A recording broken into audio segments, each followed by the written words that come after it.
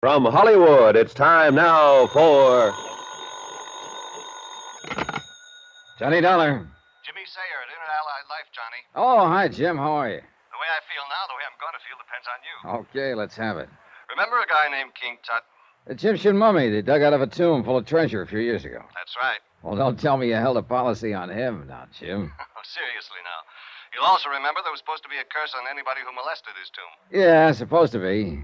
But of course, anybody knows that stuff's a lot of malarkey. Is it? Isn't it? Better reserve judgment, Johnny, until you hear about the curse of Kamashek.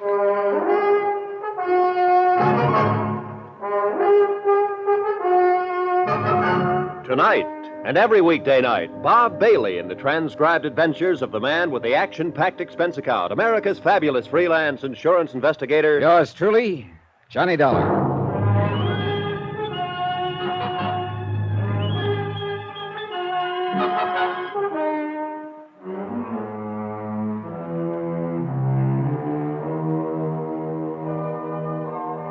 Expense account submitted by Special Investigator Johnny Dollar to the Inter-Allied Life Insurance Company, Hartford, Connecticut.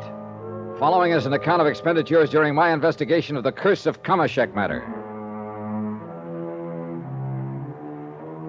Expense account item 1, $1 even. Taxi to the office of Inter-Allied Life to talk with Jim Sayer. The conference was brief and not very enlightening. I'd much rather have you see Mr. Turnbull and get the story from him yourself. As I said in the beginning, he's a very important client. What's more to the point, he can tell you about it much better than I can. Jim, to coin a cliche, you're being just as clear as mud. Also, by the way, he specifically asked for you. Oh, how come? Well, it seems he liked the way you handled the Parkinson case a couple of years ago. Oh, yeah, Emily Parkinson, the widow who died. Yeah, that's the one. She was his sister. And, well, go down and see him, Johnny. I honestly can't tell you anything more than I already have about the thing. James, you have told me nothing. But he can, and you can pick up a nice fee on it. As a favor to me. No, for that nice fee. Jim promised to phone Eric Turnbull that I was on my way, and I ran up items 2 and 3, $4.20 for a quick lunch and train fare to Stamford. There I was met by a chauffeured car and driven to Turnbull's house. Far out of the town on Birchbrook Road, it was set on one of the biggest, most beautifully landscaped pieces of property I'd ever seen. The fine old home looked as though it had stood there in all its straight-laced dignity for 100 years, and stolid against the changing world would stand for another 100. In sharp contrast, a lithe, clean Studebaker Golden Hawk was parked in the sweeping driveway at the front.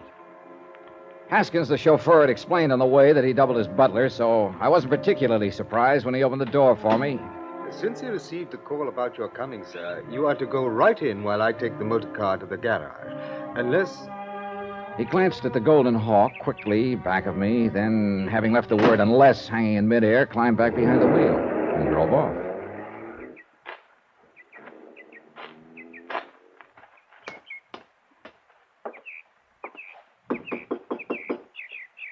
Well, he said go right in.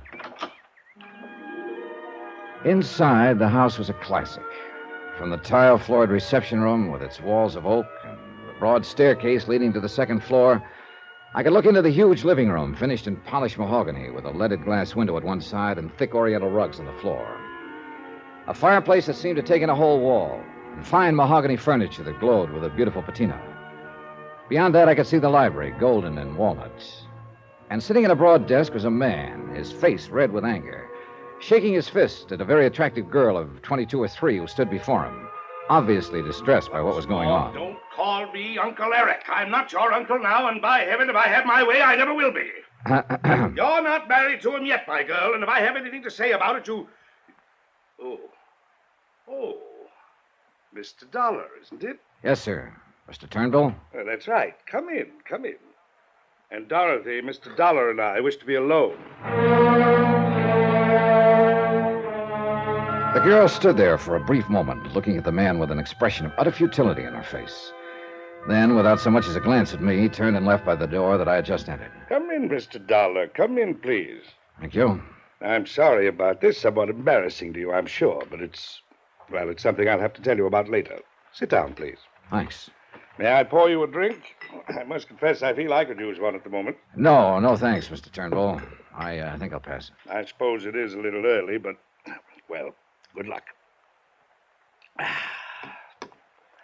Now, Jim Sayer, an inner allied, tells me you have an insurance problem. Actually, not yet. I'll be perfectly frank with you, Mr. Dollar. Please do. I'm asking you to help me not as an insurance investigator, but as a man I feel I can trust. But you don't really know me, Mr. Turnbull. Oh, on the contrary, I do very well. As a result of your handling of the case of my widowed sister, Emily, when she died a few years ago. As a matter of fact, you and I met very briefly at the time. Oh, yeah, of course, Emily Parkinson. The case involved a lot of phony relatives who filed claims on her estate. Yes, that's right. And your clever trapping of those false claimants and their cheap attempts to gain part of Emily's fortune was... I understand that several of them are still serving sentences. Yeah, I believe so. Which is quite what they deserve. If there's anything I detest in this world, it's dishonesty. Well, I guess most of us feel that way about it. Of course we do, if we have any shred of human dignity. Yeah. But now, what is your problem? It concerns Donald, Emily's son, my nephew. I had expected him to arrive here before you, but suppose I go ahead anyway. Go ahead. Well, when her husband died, Emily was left with a considerable estate and their only child, Donald. The estate's worth nearly $1 million now. Mm-hmm. With not too many years ahead of her, she wasn't well. She had lavished everything on the boy, the best of private schools, travel to Europe, all the things that befit one of our social and financial status. Before she died, she carefully put all of the money into a trust for Donald, a rather unique arrangement which I control until he reaches the age of 30. What would happen if he didn't survive you? Would it all pass to you? Yes. But of course I have no particular need of it. When I sold Turnbull Enterprises some years ago, I think you can see that I'm pretty well fixed. Investments, you know. Yeah. At any rate, since his mother died, Donald has been living here with me in accordance with her request that I care for him. And I've been glad to do it, for I love the boy very dearly. How old is he, by the way? 25. He'll be 26 in October. And what's he doing for a living? That's the whole point. There's no need for him to work for a living, as you put it. But in college, against my better judgment, he majored in archaeology and Egyptology. Oh. What did you want him to study? Business and finance, of course. Forgive me for being so blunt, Dollar, but I see no sense whatsoever in his taking the fortune that his father spent so many years building up and squandering it on a lot of... Oh, Donald, come in. I received word at the club you wish to see me, Uncle Eric. What is it, this... Oh. Mr. Dollar, this is my nephew, Donald Cronin. How do you do, Mr. Hi, Dollar? Donald. We've been talking about you, Donald. Oh? As a result of a newspaper item I just read to the effect that you're preparing for another expedition. That's right, sir. I'm going to the ancient city of Thebes in Egypt. Egypt? Since my trip last fall, I've done a lot of reading and research in New York and London. I'm convinced I've located the ancient tomb of the pharaoh Kamashek. An advance party's already begun excavation. I'll join them there. Do you realize the cost of this thing? Uncle Eric, it promises to be one of the most important archaeological finds of the century. You mean it might be if I let you go? If you let me go. Uncle Eric, perhaps Mr. Dollar... Mr. Dollar can hear anything I have to say to you. You see, Dollar, we're finally getting to the point. Yeah. Donald, I'll make no bones about it. I'm quite fed up with your wasting your time on these stupid, pointless expeditions. That's not the way the museum feels about them, sir. Well, that's the way I feel about Oh, them. wait, sir, please. Donald, isn't that your collection from Yucatan that the museum recently acquired? Why, yes, sir. My party and I were able to... I'm sure we don't care about your party and you. You're not only wasting your time, but your money. The money your father struggled an entire lifetime to gain. That money was left for me to spend in any way I see fit. Provided your handling of it meets my approval. When you're 30 and the estate passes completely into your hands, you can do anything you like with it. Buy the Brooklyn Bridge if you want. You probably will. But until then, I am legally in control of it. And now, finally, I have every intention of exercising that control. At least to the extent of seeing you don't squander any more of it on these foolhardy expeditions. I take it you've made several, Donald. Yes, sir, and he's opposed me in all of them. Because sooner or later, you've got to learn that as the wealthy son of a family, it's up to you to carry on the tradition that's been set for you. To increase the fortune that's part of your family name, build even greater financial power, not to throw it away. Do you call my contributions to science and history a waste of money? Oh, now look, my boy, there's nothing selfish about my attitude in this matter. I'm thinking only of you and your future. The family name that you alone are left to uphold. Well... Now, why don't you give up this asinine idea of going to Egypt? No, sir. What do you mean, no? Let me finish. There's no point in your saying any more, Uncle. I'm going to explore the tomb of Kamashek. Now, listen here, you I've young made and great... all the arrangements, obtained the sponsorship of the museum, notified the universities that are interested in my work. I say you're not going. And I say I am, sir. You young fool. Don't you realize that I'm in a position to cut you off without a penny? If you think I care, Uncle Eric, you're crazy. Then by heaven I will. So help me, Donald. I've tried to avoid this kind of situation, but you and your idiotic bullheadedness, your utter disregard for the responsibility and importance of your family, social status have made it inevitable. Now it's come in spite of all I've tried to do, and by heaven I'll cut you off without a... Wait a minute. Donald, where are you going? Egypt. In the moment or two before Eric Turnbull recovered his poise enough to speak to me, my mind raced. This whole situation offered a big flock of wild possibilities. Obviously, the two were at sword points, had been for some time. Apparently, and I began to wonder about this, Turnbull had no need of Donald's money. Yet he seemed determined to keep him from spending it. And on what looked to me like a very worthy expedition. If Donald died, Turnbull had said, the estate would pass to him. Oh, and something else I wanted to find out about. The girl who'd been there when I arrived.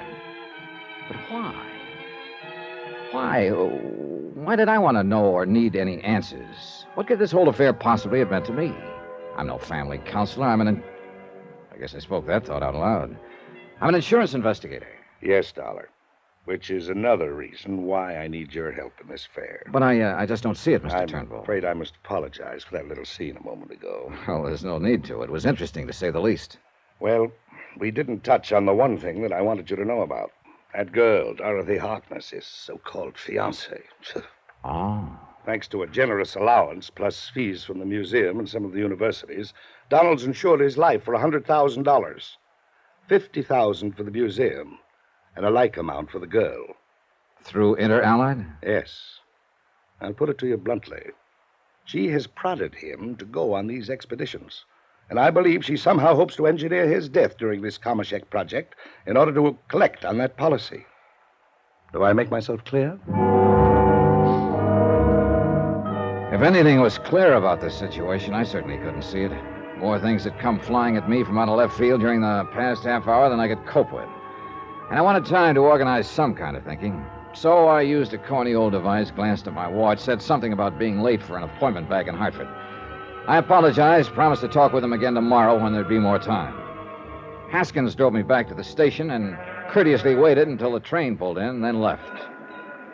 And it was then I noticed the little Studebaker Golden Hawk that I'd seen at the house pull up beside the platform, and the girl, Dorothy Harkness, jumped out and ran over to me.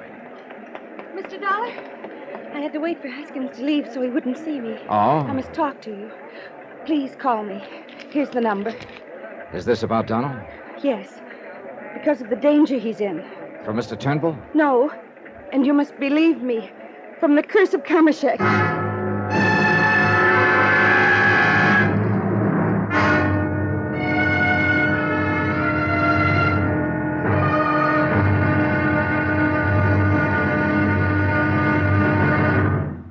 Now, here's our star to tell you about tomorrow's episode of this week's story. Tomorrow, a little order starts to come out of the Department of Utter Confusion and a promise of murder.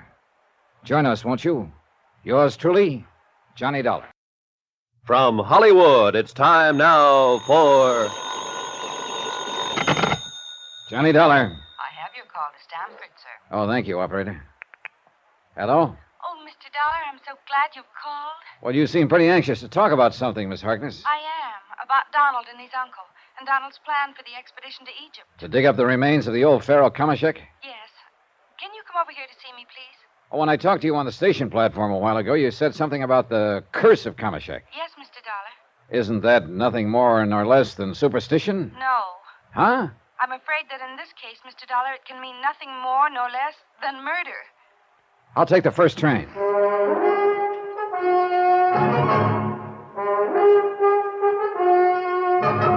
Tonight and every weekday night, Bob Bailey in the transcribed adventures of the man with the action-packed expense account, America's fabulous freelance insurance investigator. Yours truly, Johnny Dollar.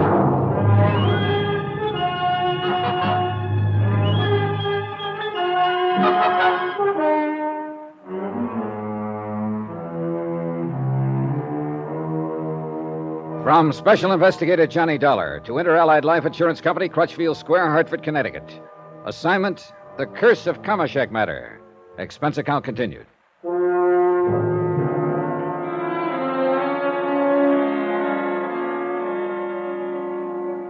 Item 4, 320, cab to the station, train fare from Hartford to Stamford, and cab to the modest but attractive apartment of Dorothy Harkness. The short trip gave me time to think. Eric Turnbull, wealthy retired businessman, called me in on this case. Turnbull, uncle of young Donald Cronin, entirely in control of a large trust fund for the boy. Turnbull, who was determined to prevent him from making an expedition to the tomb of Kamashek, on the excuse that he suspected a plot against the boy's life, engineered by Dorothy Harkness, who was not only Donald's fiancée, but a beneficiary of his $100,000 life policy. So a talk with Dorothy Harkness seemed very much in order. Oh, come in, Mr. Dollar. I'm so glad you were willing to come and talk with me. How are you, Miss Harkness? You make me sound so old. It's Dorothy. Won't you sit down? All right, thank you. But before we go any further, Dorothy, I think you ought to understand that I'm an insurance investigator, and so far... I know that. Donald told me his uncle was going to send for you. But there's been no claim filed, no reason for one. I know. Mr. Turnbull does, well, kind of unusual things now and then, and I guess this is one of them. Unless he's trying to prevent whatever might cause a claim to be filed. Mr. Dollar, I don't know what Mr. Turnbull has told you about me, but I'm sure it wasn't good. I'm afraid we don't get along very well. Well, it's pretty obvious he doesn't like your interest in his nephew, Donald. I've known Donald since school, Mr. Dollar, and we hope to get married. At least Donald does. Oh? And what about you? Well, I don't know. I don't know. I got the impression from Mr. Turnbull you were doing a pretty good job of getting Donald into your clutches. That isn't the way it is at all. We've been seeing a great deal of each other, and Donald has asked me to marry him. And I'm fond of him, Mr. Dollar, terribly fond of him. But so far as marriage is concerned, I'm not sure. What do you mean? I can't help wondering all the time if he isn't hoping to marry me just as an escape from his uncle. Uh-huh. Would you marry him? If I were sure of him. You'd be sure of an awful lot of money, Dorothy. What? The minute he reached 30, that is. Mr. Turnbull has poisoned your mind, Mr. Dollar. What money Donald has or may have has nothing to do with it. That sort of thinking is filthy. I guess you mean that, don't you, Dorothy? Yes. I think I've loved Donald ever since my father brought him into the museum. Your father? Yes, he's curator of archaeology. Well, how does he feel about Donald and you? His only interest in Donald is in the money, the financial support he gives the museum. Oh. Since Mother died, he's become a grasping, self-centered old man whose only interest is in the museum. I see. So I don't live with him anymore. Well, then I take it he opposes any thought of your marrying Donald. He wants me to string him along, raise money and scientific contributions.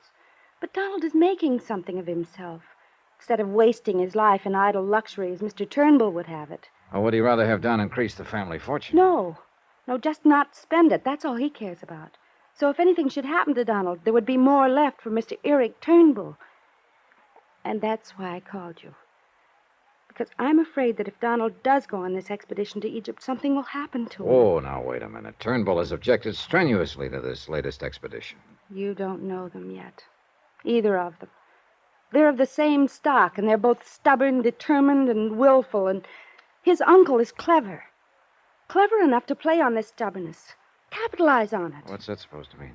He knows that the surest way to keep Donald from doing something is to insist that he do it. It's always been that way. Are you sure you haven't been reading too much psychology? It's true. And in spite of Donald's academic maturity, he's almost like a child in some things, emotional sometimes. That's another reason why I wonder if Donald really wants to marry me. If he loves me enough. Or if he's simply rebelling against his uncle. You feel, then, that Mr. Turnbull is opposing the expedition to be sure that Donald will make it? Yes. Because he doesn't quietly reason with Donald, talk things out. He shouts, he storms, he threatens. And that gets Don's back hair up, huh? It makes him more determined to go than ever. Wouldn't it do the same to you? Maybe so. And I'm afraid that if he does go, he'll never come back. You honestly don't want him to go? No. Just what do you think might happen to him? This curse of Kamashek you mentioned? I think that would be the excuse for his uncle to have something happen to him. Well, what is this curse? Do you remember King Tutankhamun? Well, I remember hearing and reading something about him, old Egyptian pharaoh. His tomb had a curse on it, too. But because they believed it would yield important historical data and some of the treasure of those ancient dynasties, an expedition went to the Valley of the Kings and excavated it anyhow. You're really hip on this stuff, aren't you? Because of Donald's interest in it, I guess. But listen to me. One after another, people who were involved in that expedition died under very mysterious circumstances. Yeah, I remember. Even Lord Carnarvon himself. They said that he died from the results of a mosquito bite and pneumonia. But the other deaths were not so easily explained away. Not even by able scientists and doctors. You believe in the curse of King Tut, then? And now the curse of Kamashek? No, I don't. But from what you just told me... There have been too many other tombs, all bearing warnings, where the people who dug into them, touched the treasures in them, even touched the remains of the kings, had no harm at all come to them. Well, then I'm afraid I don't see what you're driving at. This, Johnny. Any mysterious death of someone who's explored one of these ancient tombs will be accepted as a result of the curse. Don't you see? It's an open door to murder. You know something? To me, it all sounds a little far-fetched. No. Because of Eric Turnbull. Because I'm sure he wants Donald out of the way. For his money? This terrible friction between them, this antagonism that's been building up for years. And it's reached a point where either one of them would be glad to see the other out of the way. But Eric Turnbull is the only one who is evil enough to do something about it. Well, I gotta admit, the sparks kind of flew between them when I saw them together. And don't forget, it would be to his uncle's advantage if Donald were to die. He needs the money? Well, no, I guess he doesn't. Well, what about you? I'm doing all right at the museum. I'm earning enough to live on, and I'm happy in my work. Just the same, as I understand it, you'd collect half of Donald's life policy. I hate you for even thinking about such a thing. I'd hoped you would help me save Donald's life. Funny, though, isn't it? Funny. Eric Turnbull is my employer in this case. If there really is a case. Because he's smart. He's clever. He's clever enough to know that calling you in would help cover up anything he might do. All right, look. Suppose Eric Turnbull did plan to get rid of Donald. How? I don't know. But this I do know. And it's the thing that has scared me. On his last expedition, and he didn't realize it until afterwards, one of the men in his party, a man he'd selected himself, turned out to have been paid separately by Mr. Turnbull. Why not? He probably wanted somebody there to look after Donald without his knowing. Listen to me. This man caused a couple of accidents. At least they called them accidents. That could have cost Donald his life. Oh, now, Dorothy, look. No, please. no. No, I can see that you don't believe anything I've told you. Dorothy, I think you're just building up something in your imagination. You don't believe me. But at least do this. Remember, no matter what happens, remember what I've told you. Somebody was lying. That was a cinch. But who? And why? Unless one of them really was plotting against the life of Donald Cronin. I couldn't get it out of my head that at least Eric Turnbull didn't need whatever money would come from Donald's death. Dorothy Harkness, on the other hand, would gain what to her would be plenty. Sure, nearly $1 million would go to Turnbull, but that would mean much less to him than the $50,000 insurance would to her. Well, there seemed to be nothing more to say to her at the moment, so I left her, took a cab back to the station. That's item 5, 65 cents, and telephoned to the house on Birchbrook Road in the hope that Donald would be home and I'd have a chance to talk to him. Hello? Oh, Mr. Turnbull, this is Johnny Dollar. Oh, splendid. Where are you?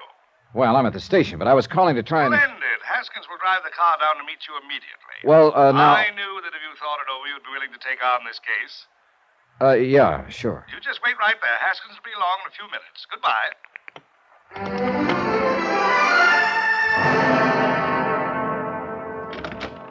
Come in, Mr. Dollar. Well, thank you, but before we talk about this... Sit down, won't you? Now, from what I've been able to learn, Donald is planning to leave for Egypt immediately. I checked with a friend at the Explorers Club in New York, where the boy's been staying these past few days. Oh, I thought he always stayed right here with you. Well, he does, except when he's preparing for an expedition. Then you are going to let him go. Well, how can I stop him without making him look foolish in the eyes of his colleagues, the museum, the universities who are so interested in his work? Yes, I have to let him go. But with you beside him there... Oh, wait a minute. Of course, I'll expect you to be with him during the entire expedition. Well, now, look, And remember this, no expense is to be spared in the protection of my nephew's life. I had to go down to New York to see David Wilt. He's my stockbroker, Harris Dillman Company.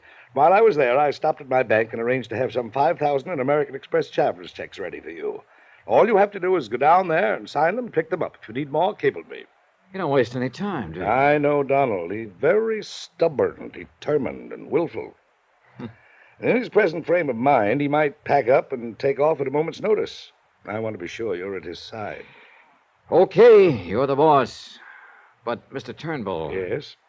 You still haven't told me why you think his life is in any more danger on this expedition than on any of the others he's undertaken. Because that girl, Dorothy Harkness, is smart, is clever. And because of something that happened on Donald's last expedition in Yucatan. Oh? He didn't realize it until afterwards, but one of the men in his party, a man he'd selected himself, turned out to be a friend of this Dorothy Harkness. Not 20 minutes ago, I heard exactly... Now, listen to me. This man caused a couple of accidents. At least they called them accidents. That could have cost Donald his life. And Mr. Dollar, though lacking any proof, I am convinced he was put up to them by the beneficiary of his insurance policy, Dorothy Harkness. Did I say somebody was lying? Somebody had to be lying. And by now, that old feeling was beginning to come back to me, that hunch, whatever it is, that told me somebody was planning to kill Donald. Eric Turnbull? Dorothy Harkness? Who? Something told me I'd better get to Donald Cronin, but fast.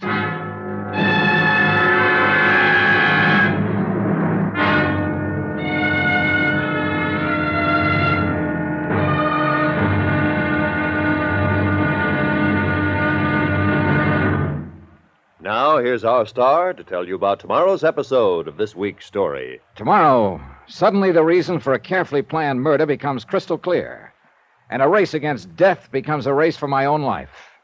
Join us, won't you? Yours truly, Johnny Dollar. From Hollywood, it's time now for... Johnny Dollar.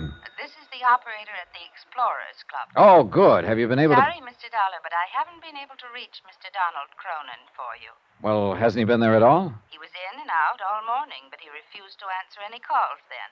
Since you first telephoned, he hasn't been back. Well, do you know when he will be back?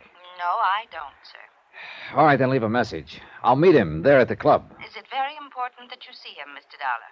It's important that I keep him from being murdered.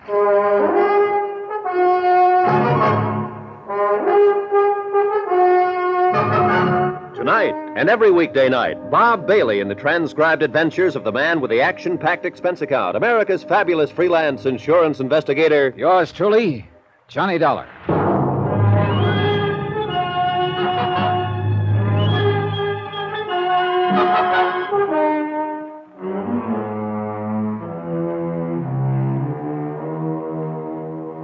From Special Investigator Johnny Dollar to Inter-Allied Life Insurance Company, Crutchfield Square, Hartford, Connecticut. Assignment, The Curse of Kamashek Matter. Expense account continued.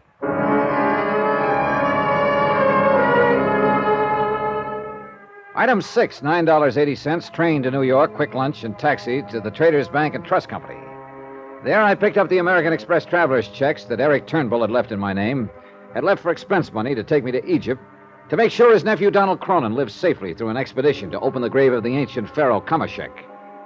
The bank teller's brief remark gave me something to think about. All signed, Mr. Dollar? Yep. Yes, now, let me check the amount for you just once more. All right.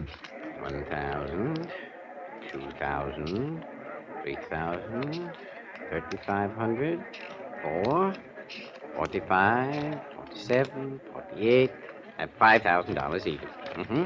Yes, here you are. Good, thanks. And as I'm sure Mr. Turnbull knows, this will close out this particular account completely. I thought about that remark a little later when it began to tie in with some other things I learned. Right now, item 7.80 cab fare to the Explorers Club. Donald had not yet returned, so I left another message for him, asking him to sit tight until he heard from me. And I meant sit tight. Because apparently, after the latest argument with his Uncle Eric, he was quite likely to hop off to Egypt on short notice. This I didn't want. As a matter of fact, at this point, I wasn't sure I approved of his expedition at all. Both his uncle and his girlfriend, Dorothy Harkness, had told me they thought his life was in danger. And each accused the other of plotting his murder. I was about to leave the Explorers Club when I was buttonholed by a short, kind of cute-looking old character in Gray striped suit, Tattersall vest, spats, believe it or not, and all but a monocle. I say there, old man. Yes? If you'll pardon me, I believe I overheard you inquiring at the desk for Donald Cronin, didn't I? Oh, yes. Do you know him? Oh, I most certainly do. But excuse me, I'm Percival Thronghurst Scatterday. Mr. Scatterday, I'm Johnny Dollar. Oh, yes. Donald told me that he'd met you at his home. Tell me, do you plan to accompany him on the expedition to Thebes? Well, yes. Excellent. It should result, you know, in one of the most important archaeological finds of the century. Think of it. The tomb of Kamashek. Yes. Do you know where Donald is now? Treasures, artifacts, and that should put to shame the ones that were excavated from the tomb of Tutankhamun. Yes, I'm sure it will, but now... If history has told us the truth about Kamashek, 18th dynasty, I believe... Now, that I wouldn't know, but now, Mr. Scatterday, it's important that I reach Donald Cronin just as soon as... No. Now that I think of it, Kamashek was 12th dynasty. Mr. Scatterday, But he couldn't be, because that was the era... Oh, yes, I remember now. It was the 18th, the same period in which the great temple of Queen Hatshepsut was erected at Daya el-Bahari at Thebes, of course. You've seen that, of course. No, I haven't. Oh, magnificent, enthralling. Now, look here, sir. But now, Mr. Dollar... I've got to reach Donald Cronin, so if you'll excuse me... Mr. Dollar, please, you say you are going with Donald. You do know about the curse of Kamashek. Or do you? Yes, I've heard of it. Oh, then you'll certainly arrange not to be present at the opening of the sarcophagus. Why? Well, as I'm certain you know, all the preliminary work has been accomplished by the advance party, of course. So I understand. The antechamber of the tomb was opened over a month ago. So? Well, it simply means that as soon as Donald arrives, they will penetrate to the sepulchral chamber and the sarcophagus itself. Well? Mr. Dollar, it was engraved on the stone slab, barring the way to the last chamber, Mantak Ko Fore El, and so on. Oh, what's that supposed to be? The warning, my boy, the warning that whosoever violate the tomb and desecrate the body of the noble pharaoh by contact therewith shall quickly die. You don't believe in those things, do you? Mr. Dollar. As I always understood it, those warnings were just put there to discourage thieves from robbing those old tombs. Mr. Dollar, I only ask that you remember what happened to those who violated the tomb of Tutankhamun. Oh, well, couldn't the deaths of the people who entered that tomb be due simply to coincidence? Or rather, things, circumstances quite apart from their having done so? Of course they could, but were they?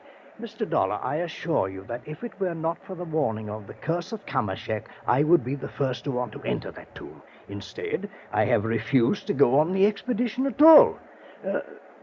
Take care of Donald. Well, that's what I'm being hired to do. And of yourself, sir. Yeah, sure. Now, sorry, but I'm anxious to reach Donald, and you say you've seen him here at the club? Yes, only last evening. He was here making some of his final preparations. Well, do you know where he is now? Yes. Well, where? At his uncle's place in Stamford, Connecticut.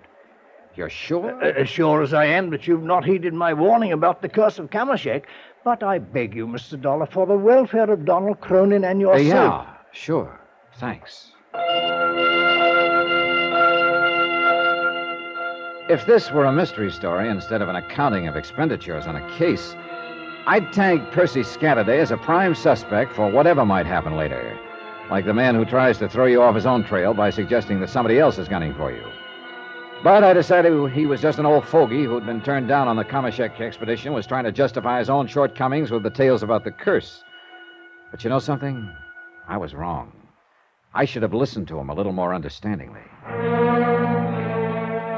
Item 8, 75 cents, taxi to the office of Harrison and Dillman and Company to see David Wilt, the man Eric Turnbull had named as his stockbroker. The reason?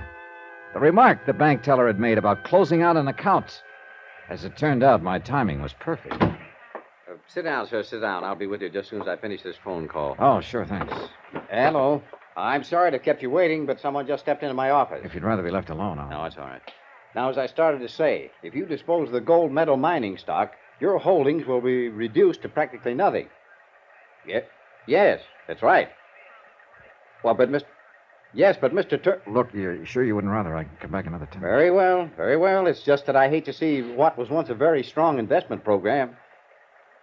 Very well, Mr. Turnbull, if you insist. Turnbull? Yes. Goodbye. Now, sir. Eric Turnbull, Mr. Wilt? Oh, yes, but... Now, just a minute, sir. It was very remiss of me to mention a client's name in front of you, at least under the circumstances. Whatever I may have said on the phone just now was quite confidential. Yeah, I'm sure it was. I can only ask that you discreetly forget anything you may have heard. Not by a long shot. What's this? Who are you, sir? Dollar, I believe the receptionist said. That's right, Johnny Dollar, insurance investigator. And that conversation told me just what I came here to try to charm you into telling me. Mr. Dollar, please remember this. That was entirely confidential. None of your business. Here, my credentials. Yeah? Well? Now, you remember something. So far as Eric Turnbull is concerned, my coming here is entirely confidential. None of his business. Goodbye, Mr. Wilt.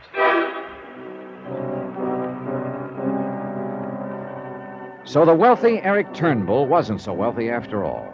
Big investments in the stock market, he'd said. But they didn't look so big anymore. And the closing out of bank accounts.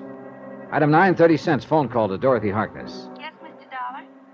I just called to tell you, Dorothy, that if it'll be any satisfaction to you, I'm going to make the trip to Egypt. Oh, thank heaven. Then Donald will have some protection against the machinations of his uncle. Oh, gal, that sounds like a line out of an old melodrama. I know you don't believe me, Mr. Dollar, but I'm so sure that Eric Turnbull is plotting against Donald's life. You know something? I'm beginning to feel a little that way, too. Then you did believe me. In spite of the way you poo-pooed everything I said, are you and Donald leaving together? I can't seem to find him. Do you know where he is? Have you tried the Explorer's No, Club? not there. Well, he'll surely call me before he leaves. Well, if he does, have him get in touch with me. Where, Mr. Dollar? Right now, I'm going out to Eric Turnbull's house. After that, I'll be back in Hartford. Item 10, $7 even, train fare back to Stamford and taxi to the Turnbull residence, in the hope that there I would find Donald Cronin, the real principal in this case, and the one person I hadn't yet talked to. But it was Eric Turnbull who met me at the door. Mr. Dollar, I'm glad to see you. Come in, come in. Have you seen my nephew, Donald? Oh, no. Isn't he here? No, nor is he at the Explorers Club. I've called him several times. I'm worried about him in his present frame of mind. I'm worried about him, too, Mr. Turnbull, but not for the same reason. Because of that girl, Dorothy Harkness. Here, sit down. No, that isn't what I meant. In his present frame of mind, he's likely to jump off on his flight to Egypt without... Look here, I wonder if he's with her. No, that much I do know. Oh, I wish to heaven he would call if anything happens If anything that... happens to him, you'd love it, wouldn't you? What?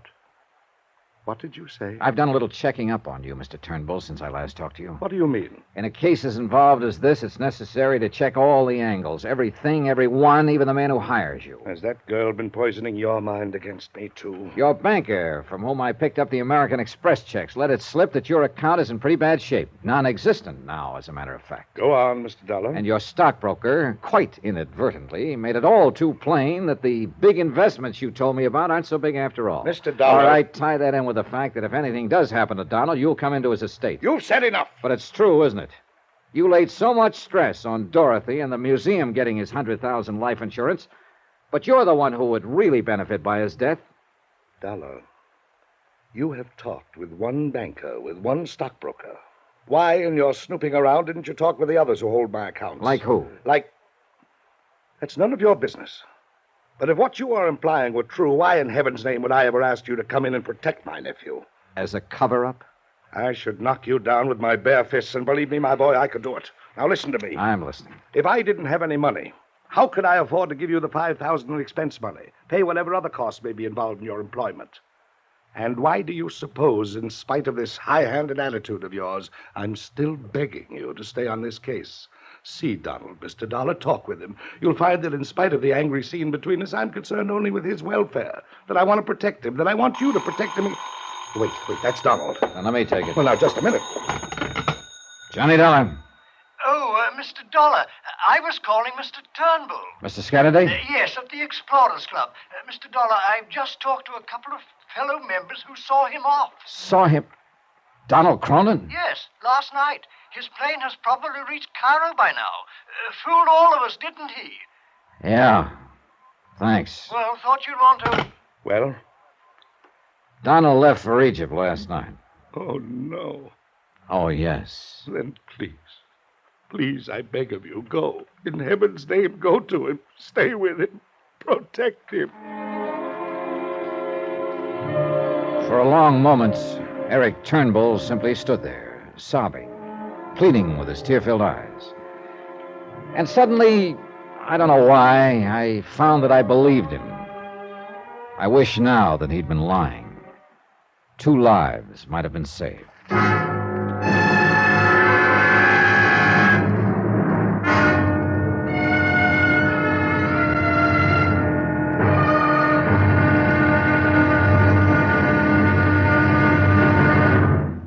here's our star to tell you about tomorrow's episode of this week's story. Tomorrow, a flight into darkness, and when day has come, there's blood on the desert sands.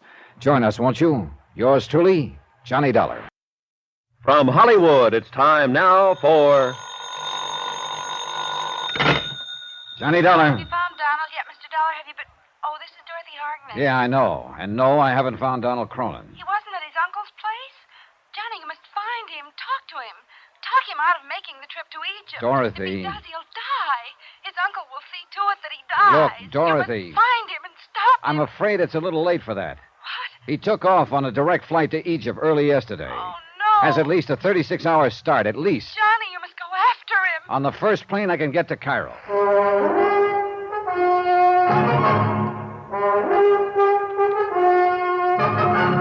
Tonight, and every weekday night, Bob Bailey in the transcribed adventures of the man with the action-packed expense account, America's fabulous freelance insurance investigator. Yours truly, Johnny Dollar.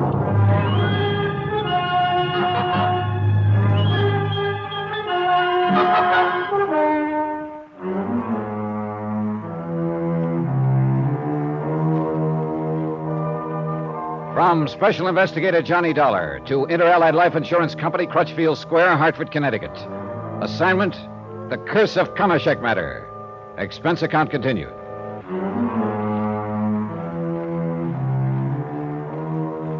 Item 10, taxi, train to New York, and cab to the airport, $9.45. Item 11, round-trip plane fare to Cairo, Egypt, $1,305.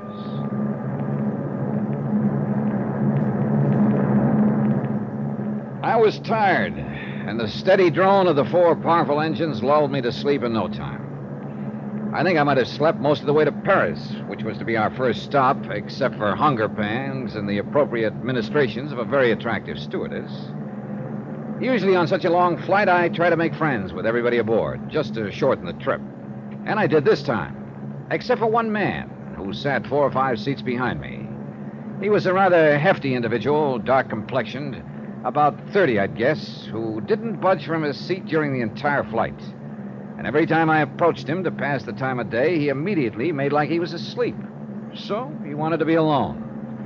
But when I settled down into my seat, next to a lovely petite brunette named Carolyn, who was... Now, that's beside the point, except for purely personal reasons that I'll pursue further when I get back to the States. The point is that in primping a bit and replenishing her lipstick, she held up a small mirrored compact. And reflected in it, I could see that the dark-complexioned man was not only quite wide awake, but watching me every second of the ride. In a rather strange way, too. Concentrated. Like you'd watch a fly you're planning to swat. Then every time I'd turn around, he'd promptly shut his eyes and feign sleep again. Finally, it was early evening, we sat down at Le Bourget, the airport on the outskirts of Paris. Since this was Carolyn's destination, during the short layover, I helped her get her baggage and extracted the promise of a date in New York when she returned in the fall. Yeah, I guess Paris does it to you.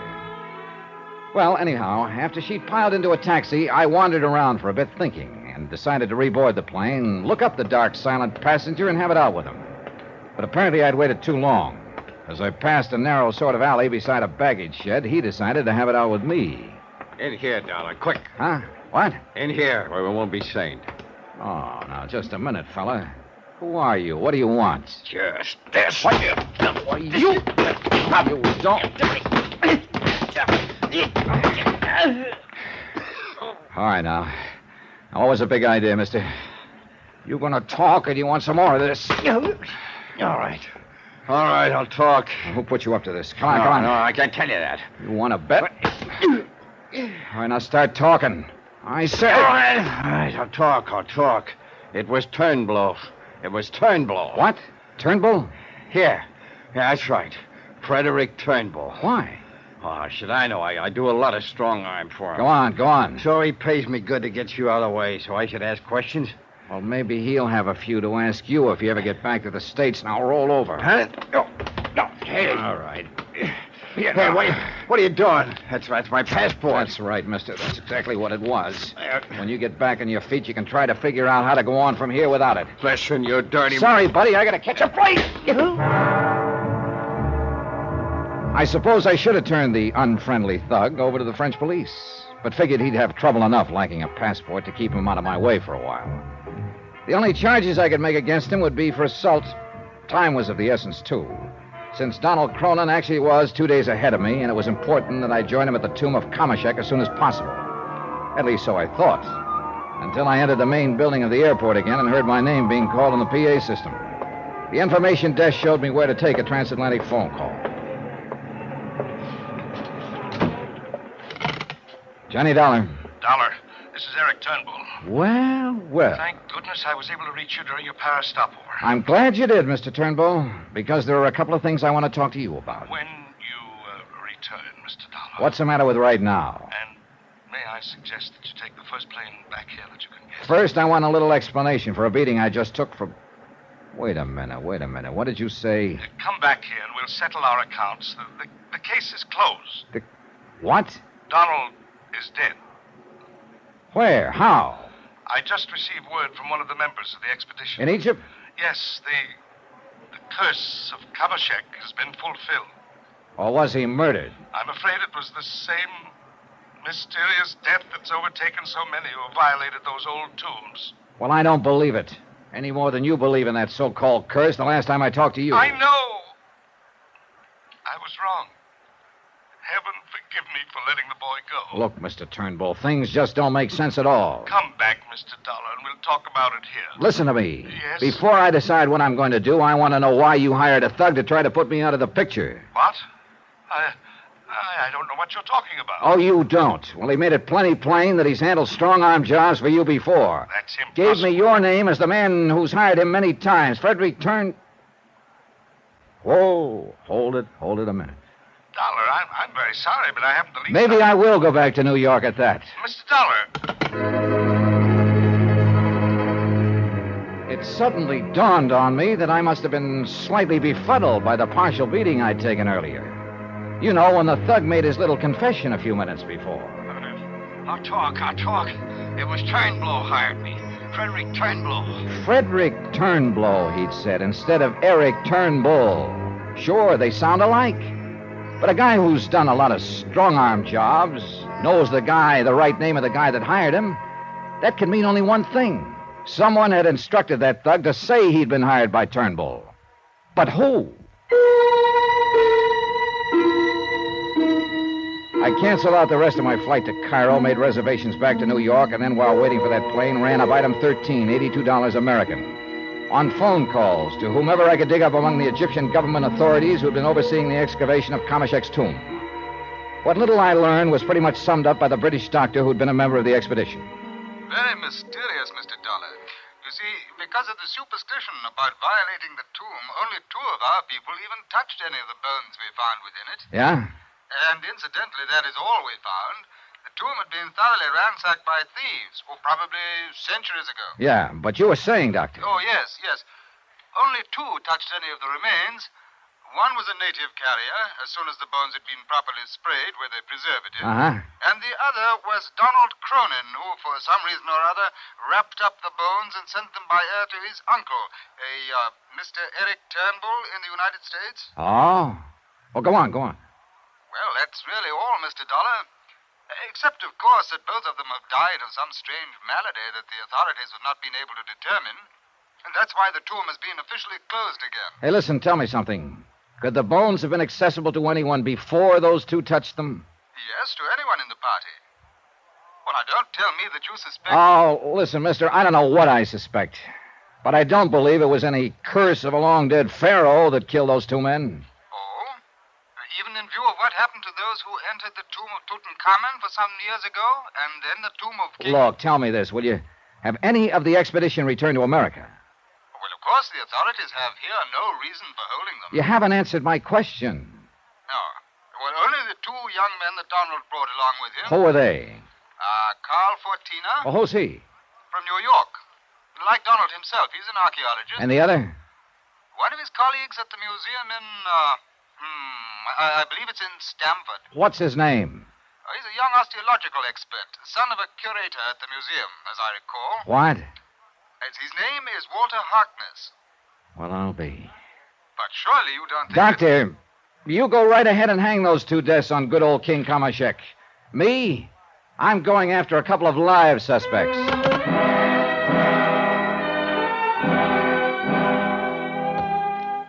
There was plenty of time before the New York plane for a quick look for my heavy-handed pal in the alley where I'd left him. But he'd either crawled away or been picked up by the gendarmes, and I didn't have time for a session with them. Item 14, $150 for some food. Then aboard the plane, and we took off. It was a rough case to figure. Actually, of course, the insurance angle was done and over with. It ended with Donald Cronin's death. And two people would benefit by his death, both of them number one suspects. One, his uncle, Eric Turnbull, who would now take over the $1 million estate. The other, Dorothy Harkness, who would gain a big chunk of life insurance money, along with the museum, of course, that her father... Hold everything. Her father, Adam Harkness, who opposed her marriage to Donald, who looked on him simply as a source of income for the museum, who... Hold everything is right. There was the son, too, Walter Harkness, who ducked back to the States the minute Donald died. How did he fit into this?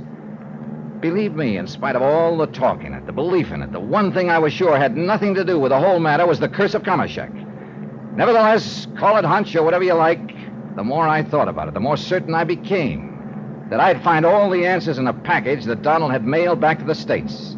A package containing the bones of Pharaoh Kamashek.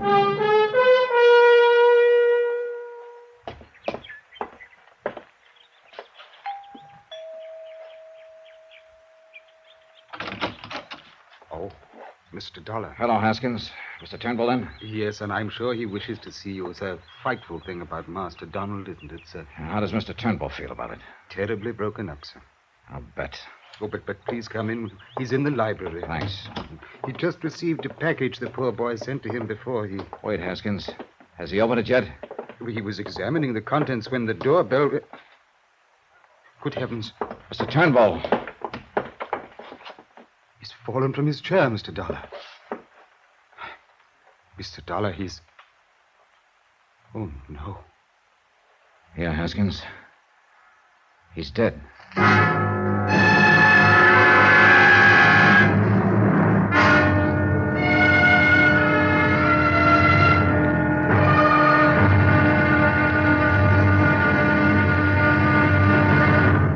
Now, here's our star to tell you about the final episode of this week's story.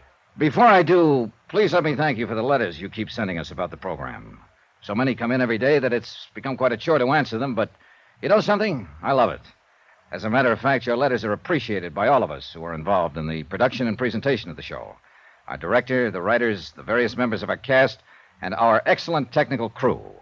So please don't stop. Tomorrow, the wind-up. And a sorry example of what the lust for money can sometimes do to nice people. Join us, won't you? Yours truly, Johnny Dollar. From Hollywood, it's time now for... Johnny Dollar. Dr. St. Clair returning your call, Stinky. Oh, hi, Leonard. Where have you been, Johnny? It's been years. Yeah, I know. Listen, can you give me a hand? Who got poison this time? Two of them. I hope it's poison, and that you can prove it for me. We'll try. What do I do? Meet me here at the home of Eric Turnbull in Stamford, Connecticut. Okay, but Johnny... Give you the address in a minute. But, Johnny, what do you mean you hope somebody got poisoned? Because if they didn't, I'm going to go off my rocker. What? Because the only other possible cause of death could be a curse. The curse of Kamashek. Who? An Egyptian king who died a couple of dozen centuries ago. What?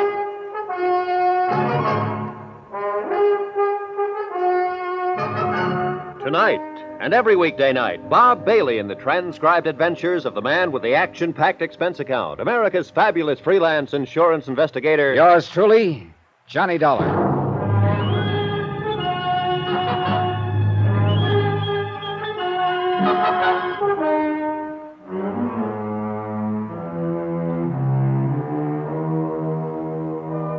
From Special Investigator Johnny Dollar to Inter-Allied Life Insurance Company, Crutchfield Square, Hartford, Connecticut. Assignment, The Curse of Kamashek Matter.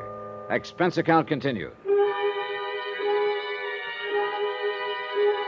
I called Dr. Leonard St. Clair, an old school chum, because I knew him to be one of the foremost toxicologists in the country. And I was telling the truth.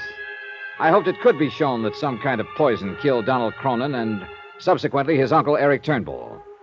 Both apparently had believed in the curse of the old Egyptian pharaoh, A curse that was to befall anyone who violated his ancient tomb on the banks of the Nile. Donald had done this in excavating the tomb.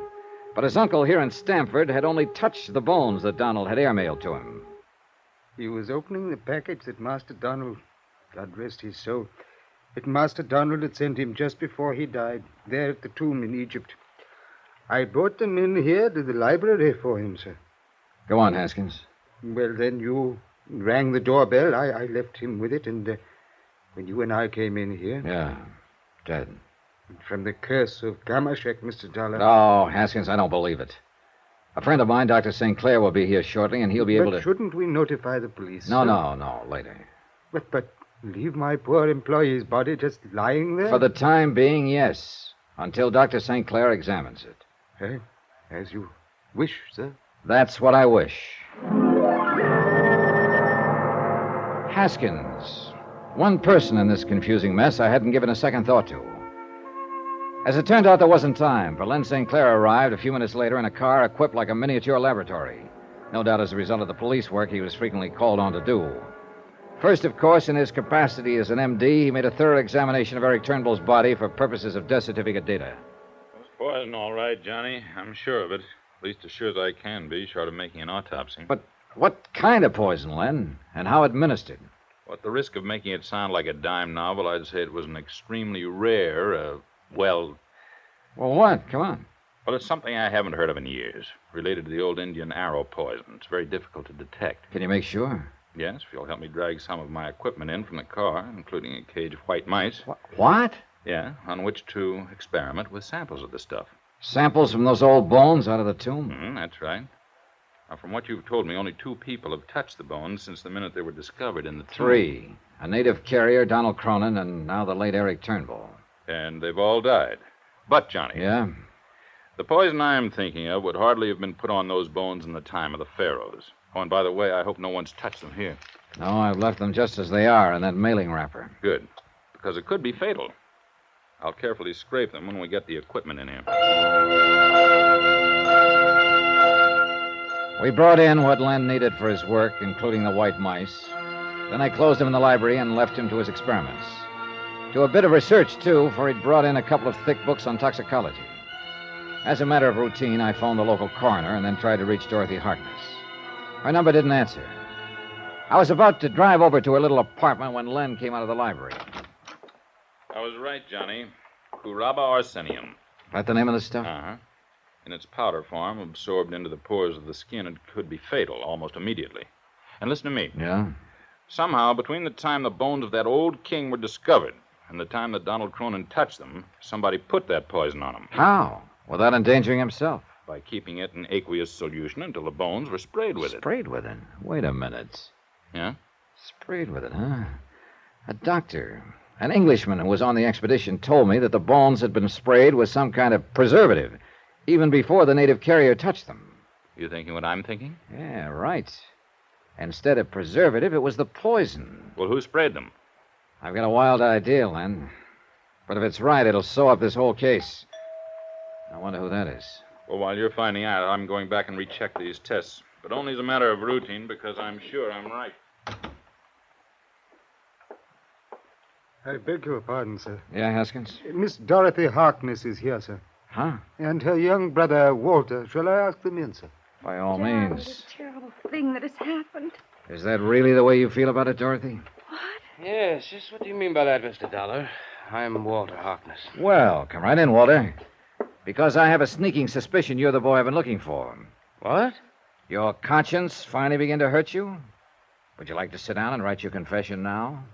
What are you talking about? Or did you and Dorothy just come here to put on a front? You know, as a cover-up? I don't know what you're talking about. Johnny, what are you saying? Sit down, both of you, because I'm going to be saying plenty. Look here, Mr. Dollar. Sit down, I said. Now sit down. All right, Dorothy, we'll begin with you. Johnny, I don't understand. Now listen to me. From what you told me, and I've no other reason for believing it except that you told me, Donald Cronin was in love with you. It was true. And I At any rate, he made you part beneficiary of his $100,000 life insurance policy. Half of it, I believe. A cool $50,000. Johnny, how can you say or even Oh, think... be quiet. Mr. Dollar... I'm coming to you right now, Walter. You're working for the museum where your father is curator of archaeology. The museum that has depended quite a lot not only on Donald Cronin's scientific contributions, but his monetary help as well. That may be true, but now look The here. museum, the other beneficiary of Donald's insurance, also $50,000. Mr. Dollar, if you're implying that I had anything to do with Donald's death You in can order shut to gain... up, too, and let me talk. This is the first chance I've had to begin to tie this case up. The first time any of the crazy elements in it made sense. No, wait, tell me this. Eric Turnbull was opposed to Donald's interest in the museum, wasn't he? Well, yes, Sure. And I'll bet my bottom dollar that if something happened to both Donald and his uncle, the estate worth nearly $1 million was willed by Donald to the museum. That's true, Johnny, but there's No wonder Eric Turnbull was afraid for Donald's life. Because he knew who would ultimately benefit most by his death. No wonder he hated you, Dorothy. Johnny. Oh, Johnny, you can't mean you think that I would... No, that I... no. I think you were only being used as a tool, Dorothy. You told me yourself how your father opposed your marrying him. How his only interest was in getting money for the museum. Is that true, Walter? Yes, Mr. Dollar, that is true. But if you mean to imply that I or any of us was involved in Donald's death... Walter, the more I think about it, the more I'm sure you are directly involved. Now, sit down. It's a lie. I swear to it, Mr. Dollar. You're wrong. It's a lie. We'll see about that. Because there's one thing you may have overlooked. I know what killed Donald Cronin. You do? Oh, yes, Walter. Just as well as you do. But I don't. I haven't the least... The curse of Kamashek? The curse Johnny? of Kamashek. Not by a long shot. Was it, Walter? I told you I haven't the slightest... All right, then tell me this. Immediately the pile of bones was found in Kamashek's tomb before anyone touched them. I refused to touch them Will you listen to me? Before anybody touched them, somebody sprayed those bones with a so-called preservative. And I mean so-called. I don't know why you should. Oh? Well, that's common practice these days, in case you don't know it, but I fail to see What was supposed to be a preservative was in reality a deadly poison. What? Oh, come on now, Walter. But you're wrong. You must be wrong. That's impossible. You know, you're very convincing, I must admit. Well, it's true. I applied that preservative, Mr. Dollar. Oh, you did? Yes. Aqueous solution, wasn't it? Of course. And I'll bet you washed your hands very carefully immediately afterward, didn't you? Yes, of course I did, because I was told to. By whom? By... Oh, no. Walter? What is it? Holy... Tell me, Walter. Walter! Yes? Do you know anything about a man who tried to intercept me on my way to Egypt? To make sure I didn't get there until the bones of the pharaoh were sent to Eric Turnbull and that Donald Cronin died? No, I don't, believe me. Then answer me this one. Did you make up the, we'll call it preservative, that you used over there? No. Then who did? And who told you to be sure to wash your hands immediately after using it? Well? Walter! Oh, no! I'm afraid so, Dorothy. Oh, no! Better tell me, Walter. Beg your pardon, Mr. Dollar, but Mr. Harkness Sr. is here, too. Mr. Dollar, I'm Adam Harkness, curator of archaeology at the museum. Well, Mr. Harkness, I'm really glad to see you. Dorothy, Walter. Mr. Dollar, I've come to pick up the bones from the grave of Kamashek that I understand Donald Cronin sent to his uncle instead of to me through some misunderstanding. Oh, yeah, sure. I had a notion you'd want to pick up those bones, Dr. Harkness. And I'll give them to you on one condition. Oh? What is that? That you take them out of the package in which they arrived here with your bare hands. That you carry them out of this house also in your bare hands. Why, that's a strange... Will you? Of course not. Why? Why, because such priceless relics are too fragile, too... Too full of a deadly poison that you had them sprayed with? Curaba arsenium, I believe it's called. I don't know what you're... Walter, what have you been telling us? It's true, isn't it, Father? Well, Dr. Harkness... Daddy! I don't know how you found out, Dollar, but I'll tell you this. You won't ever live... Wait a minute, put that thing down. Father! Wait a minute! Daddy!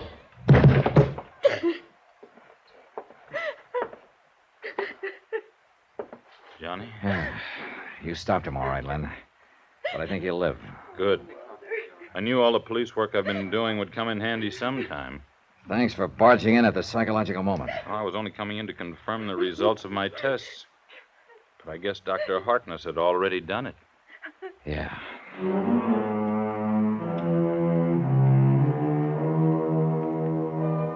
So, I guess the museum will profit mightily from half the insurance and all of the estate of Donald Cronin. The museum, that is, without Dr. Adam Harkness. Expense account total, including transportation back to Hartford, $985. Remarks? Well, doesn't mean a thing, I know, but I kind of wonder what I might have found if I'd been assigned to investigate the deaths of the people who excavated some of those other old Egyptian tombs. Tombs that had a curse on them. Interesting thought, isn't it? Yours truly, Johnny Dollar.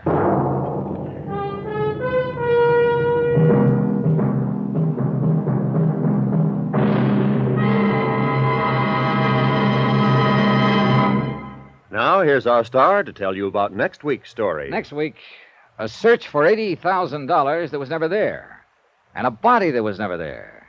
Yet both of them had to be found. Join us, won't you? Yours truly, Johnny Dollar.